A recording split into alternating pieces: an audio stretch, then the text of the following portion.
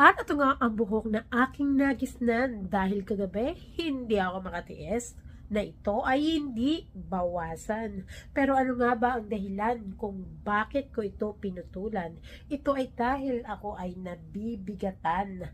Kapag itinatali ko ay sumasakit na ang anit ko. Kaya naman minabuti kong ito ay putulan. Ngunit pagtingin ko at ito ang nakita sa salamin, ito ang aking nakita. Hindi naman kapangitan pero masasabi kong pwede na ring pagtiyagaan.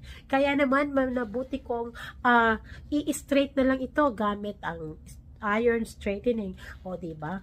Pwede na talaga, diba? Mabuti na lang at sa bahay ako nag-work. Mabuti na lamang at ang aking negosyo ay ginagawa ko sa bahay lang. Kaya kung gusto nyo ring matuto ng pagkakakitaan na pwede nyong gawin sa bahay, mag-connect lang po kayo sa akin or register to my website,